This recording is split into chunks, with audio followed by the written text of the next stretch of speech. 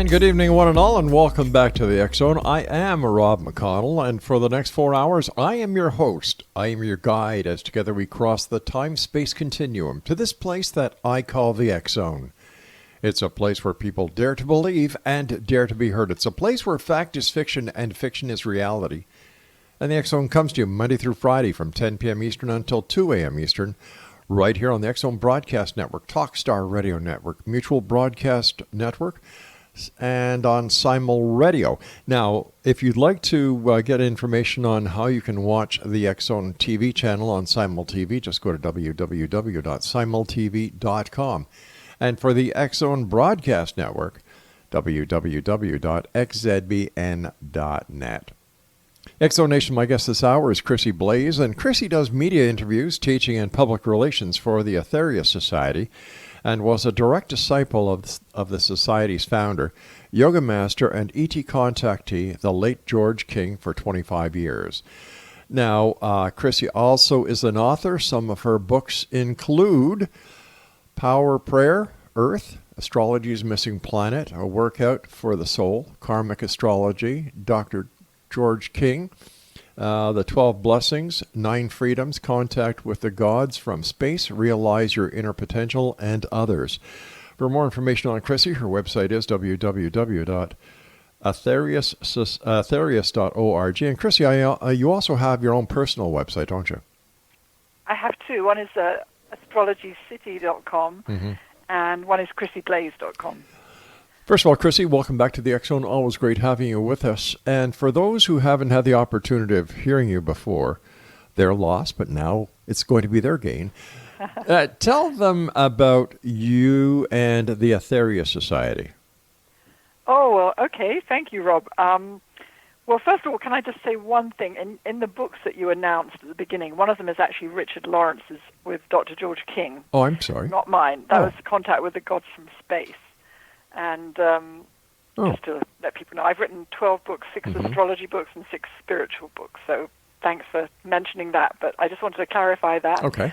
And, I've been involved in the Aetherius Society for many decades. First of all, I started out in London, the European headquarters, and then I moved to Los Angeles in 1994.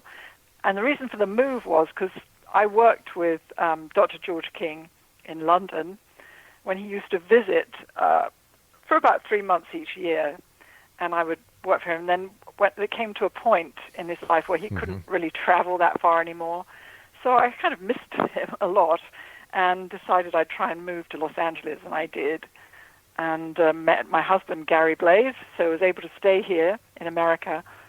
And then in 2008, I moved to the Michigan branch in Royal Oak, Michigan, which is quite near where you are, actually. Yes, that's fairly, right, yeah. A couple of hours, a few hours. And again, to be with the Aetherius Society, we're helping to expand in this area. So I've been involved in different places and for a long, long time. And really, I mean, today I think we're talking about astrology mainly, we are, but I just want to say that I've always been one of those people that likes to look up to the heavens.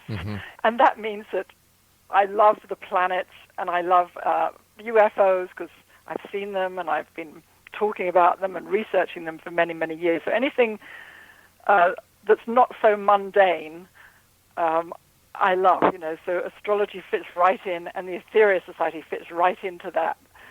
The extraordinary things I like, the things that aren't every day. And I know that you've had Richard Lawrence on the show recently, and again, you will have him on again soon, I believe. Yes, that's right. Where he would talk a lot about the Aetherius Society. But today, I think we were going to talk about 2020, were we not?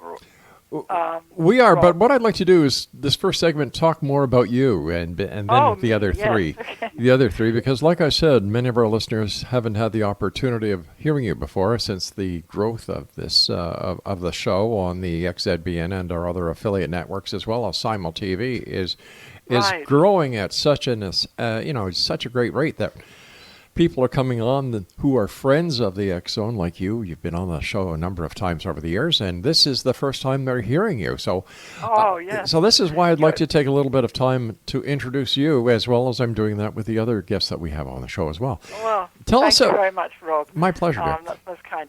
Tell us. You're doing such a great job with your radio and TV stations, networks, and so forth. Very impressed. Well, thank you. Basically, I've been searching for truth from a very young age. I was kind of like a psychic child, right? As many are. And I was always asking that question, why? You know, I was never satisfied with what or how, but I always wanted to know why about everything. What is that? A tree? Why? You know, it's one of those. A lot of kids do that, I know. Yeah, sure they do. But it continued. I never stopped asking why. So I could never stomach the most of the explanations I got. And that was through religion, through what's going on in the world, through why we're here, and all those big questions. I wanted to know the answer. And I was very intrigued by all the major religions. I looked into them. I became a Christian, and I regard myself now as a kind of like a mystic Christian, but also an Aetherian as well. And I was a Buddhist for a while, and then I went into Theosophy and Rosicrucian. I became a Rosicrucian, and I love them all. I do. But really I was looking for an organization that was very active today. And fortunately, I was introduced to the Aetherius Society, again, at a very young age. I went along to a spiritualist church because I was, again, quite psychic. Right. And I was learning healing there. And one of the speakers came along to talk about the Aetherius Society. I was only 14 at the time. And I found him fascinating. And then I went along to the society. I was about 16. And then I left for a couple of years. I was, trying to find out other things and going through different paths. And eventually I came back. I was early 20s. And then a couple of years later, I met Dr. George King. And, oh, goodness me, I'd never met anyone like him before or since, actually. He was extraordinary. I had this sort of thing I used to do, being sort of quite psychic, and I would try and I'm very interested in people as well. That's why I love astrology, because I love to understand people. I'm very, very interested in people, and I used to kind of tune into a person when I met them and try and not read their minds, but try and really know them and understand them. And when I first met Dr. King, I sort of tried that because it was just something I did automatically, and it was almost like a barrier came down, and he looked at me with this twinkle in his eye because he knew what I was doing. He knew. And I then realized at that moment that he was someone so far above me in evolution that he was compelling. And all the time that I worked with him, along with maybe 50 other people throughout the world, he was always compelling, so fascinating, and so ahead of his time, pulling us onwards into this future, through his inventions and through his wonderful personality and amazing person. So that was my path, was then, until he passed away in 1997. My goodness. And then soon after that, a few years after that, we moved to Michigan to continue his work, Gary and I. It sounds like Dr. King and Mr. Hubbard, who was the founder of Scientology, had a number of similarities. Well, I can't really comment on Ron Hubbard. It's safe to say that Dr. George King was. No, I mean as far as the entrepreneurial spirit. Oh, I see. Yes, Yeah. in that way, Yes. definitely yes. But he was. His motivation was always spiritual. Right. In every way, in everything he did. And he wanted to help everyone, from the individual, which he did through healing and teaching healing, to the whole world, which he did through his global healing mission. So I never wanted an ordinary life. I asked my mum when I was a child, why are we here? What are we supposed to do? What am I going to do? And she said, well, you grow up and you get married and you have children and you have a mortgage. And then I burst into tears and I said, I don't want any of that. It just didn't interest me. That's a lot of stress for a little child to hear. Yeah. My goodness. Chrissie, you and I have to take our first break. Please stand by. Exonation, my guest this hour is Chrissie Blaze. For more information about the Aetherius Society, visit www.aetherius.org, and that is AETHERIUS.org, or visit Chrissie's website at chrissieblaze.com. This is the X Zone. I am Rob McConnell. We're coming to you from our broadcast center and studios in Crystal Beach, Ontario, Canada. For more information on the X Zone Broadcast Network, as well as the broadcast schedule, www.xzbn.net, and for our TV channel on the Simul TV network, visit www.simultv.com. Chrissie and I return on the other side of this break. Don't go away.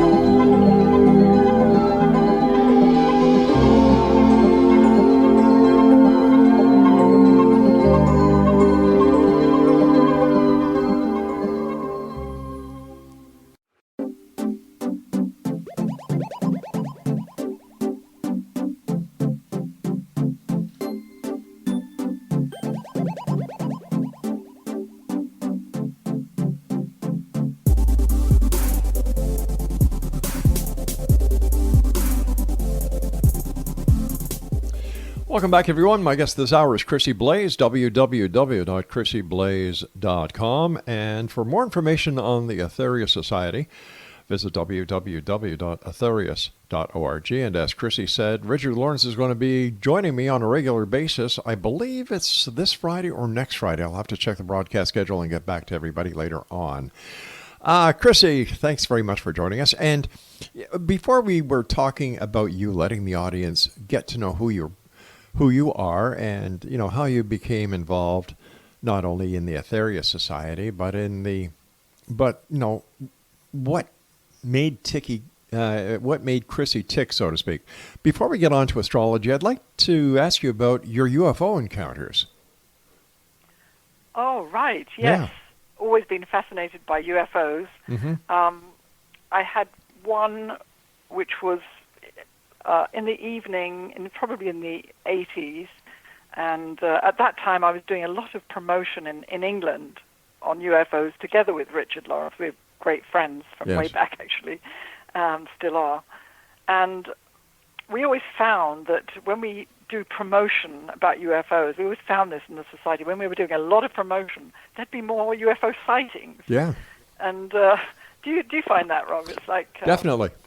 There's a correlation, and I believe, and Dr. King taught, that if you take one step mm-hmm. towards them, they take two towards you, but we have to take the step of interest, of, understanding, of research, and so on. So anyway, it was after a lecture or something like that. It wasn't like night, it was evening. Mm-hmm. I looked out of my window in Putney, London, and I saw a number of lights in the sky, which I thought were satellites that were together, but they did those formations. They whooshed across the sky, like together, and then they disappeared, and there was no clouds, And then they reappeared in a completely different part of the sky, and I probably watched them for, goodness me, it must have been maybe 20 minutes. So that was what I believe was definitely a sighting. I had another one in Los Angeles on mm-hmm. the way to Mount Baldy, which is a mountain about an hour out of Los Angeles, kind of. And it was in broad daylight, and I was in a car and looked out of the window, and there was a scout craft quite clearly moving across the sky at tremendous speed. And actually, one other person in the car saw it. Other people missed it. And that's the only... I've only had two, actually, in my life. But they were... definitely. I've seen others, I think, but these are two definite ones, I believe.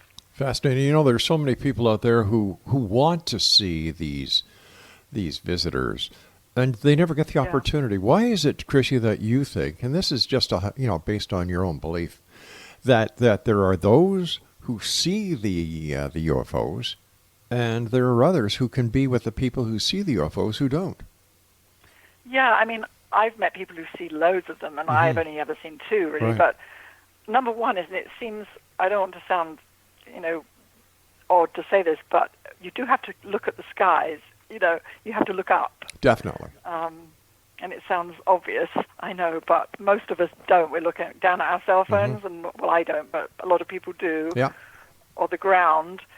But you do have to look up.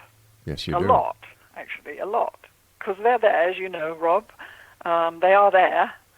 And I think the more interest we have, the more they will come, the more we'll see them. When in the teachings of Dr. King, and he's one gentleman I wish I had the opportunity of meeting, did he make any correlation between some of the religious philosophies? Let's take Christianity, for example, the angels as being part of the early visitations by ETs? I'm not sure whether he talked about that, but certainly believed in angels, right, or great beings like that. And very advanced people, extraterrestrial people. We're told around Jesus, actually, when he came, some of his disciples. Yes, that's right. Yeah. Another planet, who may not have realized at the time.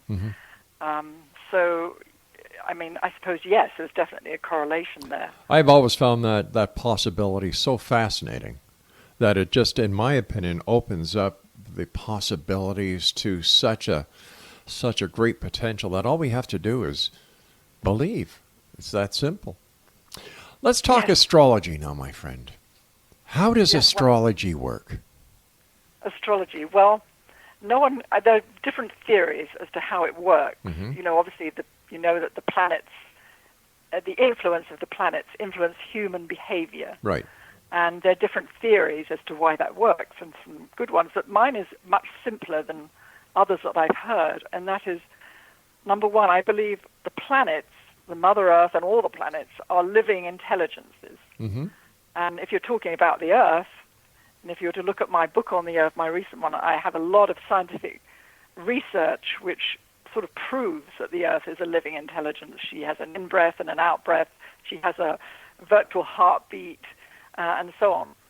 So all the planets are living intelligences, I believe. And they're all very extremely advanced, evolved, much more so than we are living on her body. And I think it's in this solar system, take this solar system, there's like a cosmic symphony of the planetary energies all the time as they change positions. They're making a note, a musical note, and also an energy, which affects us. And how they change depends on the effect they have.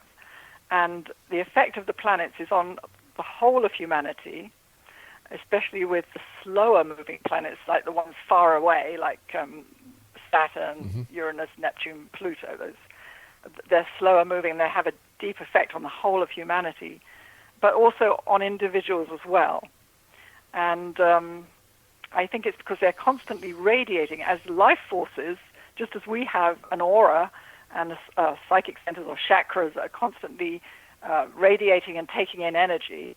They too have psychic centers, and they too are constantly radiating and taking in energy. And this energy, this combination of energy of all the planets, is like a cosmic symphony urging us, all life, not just humans, all life to grow, to evolve. Now, sometimes the planetary configurations seem very, very difficult and challenging to us, just as the one now that's going on until 2020. It can be extremely difficult in the world, creating chaos, creating problems, and you can see it happening in the world. Yes, but what is really happening at a deeper level is that the planets are trying, these two planets, Pluto and Saturn, are coming together, and they're trying to get us to change, because we get stuck in our rut. We don't want to change. Change is painful. So if we have come to the end of something, like say we're in a relationship which is comfortable but it's really bad for us, we know we should get out of it, but we can't sort of make that move. And then Pluto and Saturn come along and they kind of shatter the relationship. They shatter our world, and it's a terrible time. But at the end of the day, when we look back, this is just an example, we look back and we think, oh, thank goodness that happened. Yes, that's right. Because Yeah. I've grown from it. And it can be health, it can be finances, it can be anything like that. Now, Chrissie, you and I were supposed to have this interview last week, and for some unknown reason, there was a network error. And today, when we were able to hook up and everything was working as well as it should have, you said, well, what was it you said? Something about... Mercury retrograde. Yes. How does that work?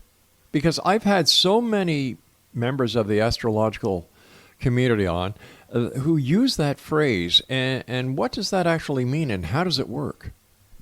Yeah, I've actually written a book on Mercury retrograde.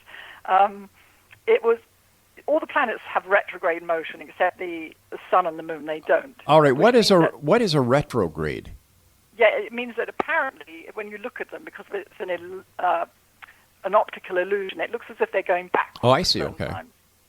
Right, but they're not really. Obviously, if they were, we'd be in trouble, right? Yeah. But anyway, Mercury, because it's so fast-moving, has a lot of these retrograde motions about 3 times a year for about 3 to 4 weeks at a time. So there's a lot of Mercury retrograde going on. Well, because Mercury rules communication, like technology, like, TV, computer, phones, all those things, is ruled by Mercury. Anything mercurial, communication and all that, can go wrong in Mercury retrograde. Now, I remember when I was asked to write this book it was actually Warner Books at the time, who no longer exist. They said to me that they wouldn't publish it during Mercury retrograde because they believed in Mercury retrograde. That's why they asked me to write the book. But I said, well, you should, because we can't stop living just because things could go wrong. What we have to do is just be a little bit more cautious. Like if you have something to sign, if you're buying a car or something, and get someone else to read it as well, a lawyer or something, or another person. But don't just stop living. All right, speaking about stuff? And I said, no, I think you should publish during Mercury retrograde. And what happened is that a couple of years after that, they failed.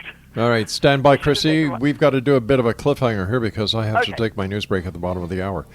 Exonation Chrissie Blaze is our guest this hour, www.chrissieblaze.com. And for more information about the Aetherius Society, visit their website, aetherius.org, and that is all right, do you have your pencils and paper ready? AETHERIUS.org. And I'll be back with Chrissie as we talk more astrology and the astrology of 2020 on the other side of this news break. I'm Rob McConnell. This is The X Zone. We're coming to you from our broadcast center and studios in Crystal Beach, Ontario, Canada.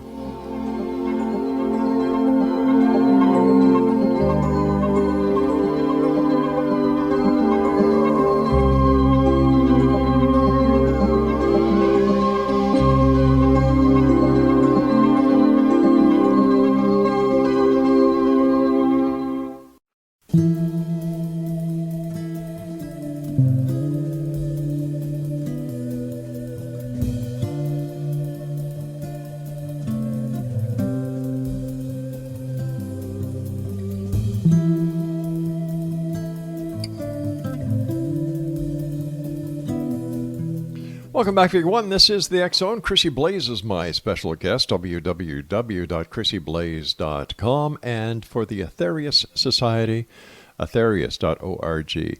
Chrissie, before we went to the news break, we were talking about Mercury in retrograde. And if you'd just like to finish that off, I'd like to get on to another topic. Oh, yes. So it has this bad rap. Even astrologers sort of fear it because things can go wrong. Technology tends to break down more and all this, but actually it can be a very good time if you have, just say you've finished writing a book or a play or something, and Mercury is retrograde. Don't send it to the publisher, but instead edit what you've written. It's a time to revise. It's a time to reflect. Try and recharge batteries. All the re words, R-E, are Mercury retrograde, funny enough. It seems to be the good time to do certain things. Excellent. Now, for those people who are listening around the world tonight who are saying, oh, come on, what are you guys talking about? Listen, I'm going to give you a very simple, plain example that will put everything into perspective. As we all know, I was an ex-policeman. I am an ex-policeman. I did patrol, I did criminal investigations, the entire gambit. My wife is a nurse who worked in hospitals. A lot of our friends are police. A lot of her friends are doctors and nurses. And I can tell you from firsthand experience that when there's a full moon, things go crazy. And that is just the moon that is so much smaller than all these other planets. So if you take the example of what happens to people during the full moon, the lunatic cycle, crimes are up, things just go wacky, people lose their noggins a lot of the time. This is just the moon. And Chrissie, so when people talk to me and say, well, you've got astrologers on your show, Rob, come on, do you really believe them? I use this example. And who's ever a skeptic asking me that question, as soon as I use the lunar example, man, they get it loud and clear. Yeah. That's a good one, Rob. I didn't know you were an ex-policeman. My dad was an ex-policeman. Oh, really? I love police. Yeah, fantastic. Yes, I was in Quebec. Really? A number of years, yeah. Fantastic. What does the astrology for 2020 look like, Chrissie? Well, I call it the extraordinary astrology of 2020, and actually giving a talk on it in Royal Oak, Michigan on January the 17th, where I'll go in depth into what's going to be happening and how it might affect you and the world. And you can find that on my website, astrologycity.com, also the Aetherius Society website, I believe. Anyway, so it's beginning with a very powerful, I won't use too many astrology terms.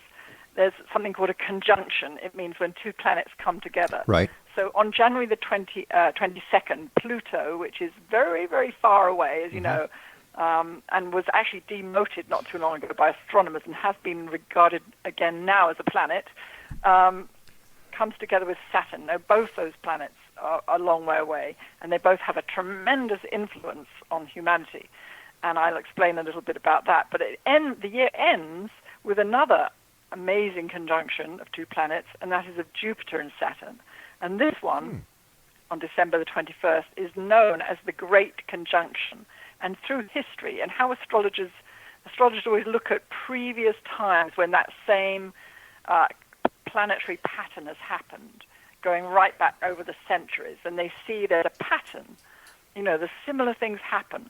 And this one, throughout history, the one on December 21st, has been linked to the rise and fall of great leaders, royalty, great people throughout the world. So there's another, anyway, I'll talk about that later, but this is extraordinary also because Jupiter and Saturn, the one on December the 21st, are joining at the first degree of the sign of Aquarius. And this is amazing. Now, when Jupiter and Saturn last came together in Aquarius, it was the 15th century. But as far as I know, and I looked back in time, and I couldn't find any time written where they came together at 0 degrees or 1 degree of Aquarius. So it's the beginning of a new era. This is what astrologers are saying. It's a new era, and it's going to be a better era for people like us, Rob, and the listeners, because it's going to have more of the influence of Aquarius rather than Capricorn, which has been very materialistic, very wrapped up in the material world for the last, 10 years or so with these planets in Capricorn. So there's going to be a change of consciousness globally. You'll start to see it probably around about the spring for various reasons. So it's kind of an exciting, because I think everyone would agree that the last few years we've been bogged down, it seems, in materialism. Yes, that is so true. Yeah, and it's a time of chaos because, and in people's lives personally, but also globally, you see it.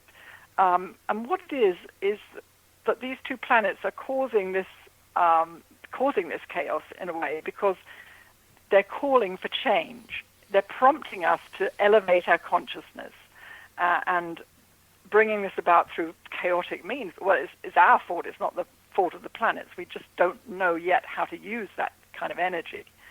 The last time these two planets came together, there was, social change on a worldwide scale. So I think we can expect that. But it's a meeting of great forces, you could put it that way. and you'll find a kind of a redistribution of power in the world. You can see all sorts of power plays going on now in politics, and this intense sort of conflict and drama that we can see in the U.S. certainly, and also in the U.K. and other places too. Canada. That's going to continue through 2020. But it's interesting from a spiritual perspective. This cycle is like a rite of passage, determining who is the most qualified, who has the moral authority to be the custodian of power and resources. So that's interesting. Our President Trump, his astrology is pretty interesting right now. When we look at the astrology of the country, we also look at the astrology of the leader of that country at that time. And what's going to happen with him is that a lot of it is going to come out. He's managed to keep quite a lot hidden, but he won't be able to keep it hidden in 2020. So I suppose I'm thinking about things like tax returns and things that have been going on sort of undercover. I'm not making this political. I'm just saying what I can see I understand from his that. astrology. Well, based on the astrology, does the astrology show President Trump winning his seat back in 2020, or is there going to be a shift at the highest place of the U.S. government, which is the president? Yeah, it's always really difficult to say that. I would say he might well do so, strangely enough, because he's got... he has a very difficult chart in 2020, and it will be a very uncomfortable time for him. It will continue to be as it has been, My goodness. probably worse, because more is going to come out. But at the same time, he's got this protective thing going on with Jupiter. Jupiter is the great protector and brings us nice opportunities and so on. And it's very favorable in his chart. So I wouldn't be surprised if he didn't win again, but I think what's going to happen is with the Aquarius thing, Aquarius is like power to the people. I think we're going to find, if that does happen, I think people are actually going to start moving. They're going to start objecting. They're going to start rising up and speaking out, and I think it's going to be a shift. You know, It almost sounds like what was happening 3 or 4 years ago with the Me Too movement and all the other movements that were being that were gaining strength by social media. Yeah, exactly. We're going to definitely see more of that type of thing. Personally, I think that went too far, but I think it had to happen. And sometimes when things start, they do tend to go too far, and then they kind of balance out. Well, I also think it was because nobody really recognized the power of social media, and it took on a speed of its own. Exactly, yeah. Now, there's also, some astrologers think there's going to be a massive recession. Like it's definitely going to be a big reality check there. And then there will be a big reality check with that economy, the global economy, the U.S. economy. Some astrologers think it's going to be like the Great Depression. After all, we have gone in the U.S. from $500 billion deficit to 1.2 trillion, I think it is. Well, that kind of figure, Rob, I mean, one can't even imagine it. No, I can't. No, I really can't. So there's going to be a reality check next year, not only with money, but also with our resources, with the earth. And also, personally speaking, these reality checks are going to affect us with things like our wealth. For example, we might have been spending more than we have. It might be with our health. We might have abused our body for years, and now it's time to start working on it, improving your health. And becoming more conscious of depleting resources, because we use resources on this planet like this, No tomorrow. As you know. So this is going to be a big reality check year. I don't think it's going to be as big a recession as people think, but there will be a wake-up. The reason I don't think it might be as big as they think is that there is Jupiter, as I mentioned, the planet of good fortune, opportunity, protection, moved today, December the 2nd, 2019, into Capricorn. All right, we've got to hold it right there. Another cliffhanger here on the X-Zone with my special guest, a good friend, Chrissie Blaze. Now, if you'd like to find out more about Chrissie, visit 3 websites: astrologycity.com, number 1, chrissieblaze.com, number 2, and Aetherius.org, number 3. This is the X Zone. We'll be back on the other side of this break as we wrap up this hour from our broadcast center and studios in Crystal Beach, Ontario, Canada. When I come back, some very exciting news. Don't go away.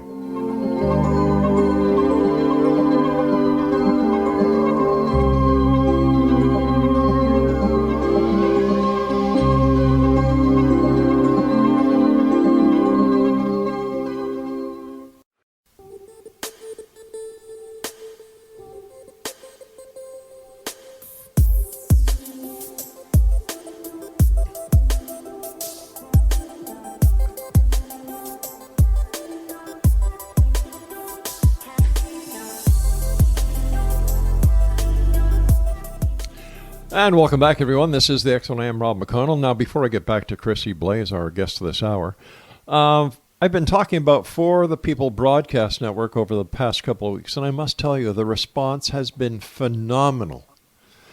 And we are getting to these people as fast as we can to give, well, you're probably saying, okay, I've never heard of the For the People Broadcast Network. Rob, what is it? What we're doing is we're doing something that we call paying forward. Giving back to listeners, giving back to the community by offering a one-time, 1-hour radio show. Free.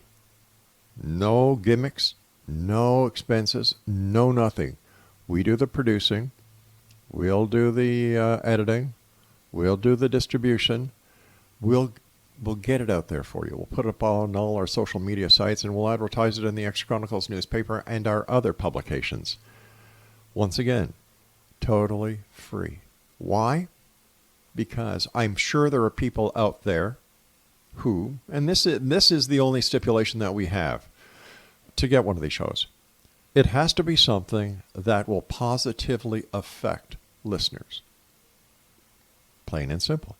If it's an idea on how to help climate control, how to help feed the hungry, how to help the homeless situation in the world, how to better help veterans. That's what we want to hear about.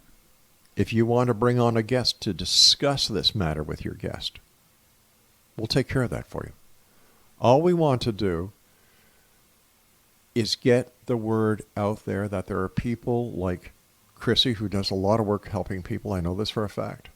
And the other guests that we have here on the X Zone. We want to give you, the listener, the opportunity of getting your message out there to the world. If you would like to participate in this pay forward system that we have here at the REL-MAR McConnell Media Company, all you need to do is go to www.ftpbn.com. All the information is there. That's www.ftpbn.com. That's our way of saying thank you for being part of the X Zone Nation.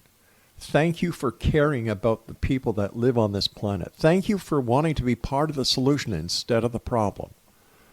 And once again, that's www.ftpbn.com.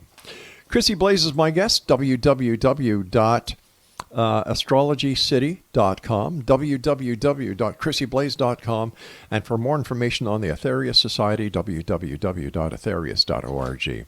First of all, Chrissie, before we go any further, I want to thank you very much for your time. Thank you for all the hard work that you do, because like I said, I know for a fact that many things that you do are done out of love and done because you want to make a positive difference in this world of ours. So thank you for that. Oh, that's very nice of you. And thank you, Rob, for having me on the show. But also, thank you. I think it was a fantastic idea of yours, of paying forward. What a great idea to make a fantastic difference in the world, really. I thank you for that. You know, I watch the news as I'm having my morning coffee at about 5 o'clock in the morning. And you know, I've never looked at a glass and said it's half empty. I've always said it's half full. My wife and my kids say, Dad, honey, you're always looking at the brighter side of life. Well, I believe that there is a bright side of life, and it hurts me to think that there are people out there who deliberately go out of their way to darken it. And I figured if I with all the experience I have in the media, cannot help make a positive difference, what am I doing this for? Exactly. You know? I mean, that's fantastic, though. I mean, media gets such a bashing all the time, and yet so much good is done, too, and you're a prime example of that. Bless you. Bless you. Definitely. Well, like I said, thank you for all you do, and we're going to have Richard Lawrence on. Craig's not sure if it's this week or next week, but he's going to be on every 2 weeks. And yeah, that's fantastic. Yeah, and we're going to bring other members of the Aetherius Society on to talk and get the positive word that the Aetherius Society does. You know? So this is what I mean. Yeah, it's a fantastic organization. It is. It is, and we're very happy to be involved in some manner to work with you people in getting the global mission out there that Dr. King started so many years ago. All right, I have to ask you this. Chrissie. Are there people who were born in the Saturn, Pluto, planetary, what would we call it? Configuration, the conjunction, yes. Right, that you can tell us about who were... Yeah, it's interesting because obviously when a child is born, actually I wrote a book called Baby Star Signs, because when you're born, you're given a gift from the cosmos, which is your birth chart. And it's like a journey, a map of your destiny, if you like, of your potential, of your destiny. Right from day one, the universe gives you this gift. And if, for example, like now, Saturn and Pluto are coming together in Capricorn, any baby born now will have that same thing in their chart. Does that make sense? It does. And over the years, babies have been born with that particular configuration. And astrologers look at patterns of people. They look at famous people and so on. And what we found is that this particular conjunction is about a lesson about the right use of power in someone's life. So it can be a very positive thing, like you have the power in the media and you're using it in a very positive way. But on the other hand, this power is also associated with the opposite, corruption, abuse, and so on. Right. So I looked at people in the world who had this, famous people, and found that many of the richest people in the world were born under this. People like David Rockefeller was born under that, one of the most influential bankers in the world, I think. Rupert Murdoch, head of a massive media empire. Bill Gates, founder of Microsoft. Also, countries, too, come under this, and Saudi Arabia came under that conjunction. Of course, we know they possess some of the largest supplies of oil in the world. That's power. So, if you like, the people born with these planets in configuration, like the children being born now, for example, can be custodians of power and resources. So there's great hope, actually, for the babies being born now, that they will take on this. But what's really needed for them to be positive custodians of power is integrity. And if you have this in your chart, you will be given tests of integrity to see, if you like, if you can manage such a role, because one of the biggest tests in life, isn't it, is power. And that comes in the form of money, comes in the form of position, and they say on the spiritual path that is like the biggest test. It's not bad to have power, it's not bad to have money, it's great, but it's what we do with that power, and what we do with that money, and what we do with that position.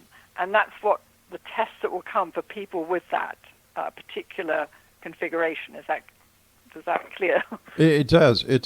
But when you were saying about Saudi Arabia being rich because of the oil, what would happen if other forms of energy were to make it? For example, solar energy and cars using an alternative fuel source.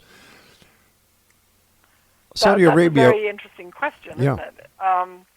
I mean, right now they're exceedingly rich, and they always have this potential with that particular configuration to have wealth. So if they didn't have it in that respect, they would have the opportunity somehow to gain it in another way. And the test will be how they handle that. They'll be desperate to get that power because that's inherent within them, if you like. I understand. But it's keeping that moral compass, moral authority. What that would be it. What would happen if someone who was adopted, let's say, and their date of birth, time of birth, is not known, and this has happened many times through adoption agencies. How can one get their astrological chart done then? You can, yeah. I mean, some astrologers can find out. It's a very lengthy process, and a few astrologers will do that. But you know what? The planets don't move very quickly apart from Mercury and the Moon. And the rising sign. The rising sign is the ascendant. It's a sign that was rising when you were born. That changes every 2 hours. So what you can do is you can set up a chart. Say you know whether it was the morning or afternoon. That helps, you know. You can set up a chart, and you can give a reading from that chart, even though the rising sign, because it moves every 2 hours, it might be off. It might be in another rising sign. But the rising sign is our physical body, amongst other things. So I've found I can look at a picture of someone or see someone, a client, and ask them questions about their health. That's ruled by the rising sign and their physical body. And you can sort of determine what it might be. And then the other planets, because they move pretty slowly, you can still give a very good reading. Chrissie, I hate to do this, but our time is up for today. Please come back and visit us again soon. It's always a great pleasure talking to you. Now, I don't know if we'll have the opportunity of speaking to you before Christmas, but to you, Gary, your friends and your family, from everyone here, to you all, a very Merry Christmas and a wonderful New Year. Oh, the same to you, Rob. Thank you so much, and love to you and Laura and all your family. Thanks very much, Chrissie. Take care.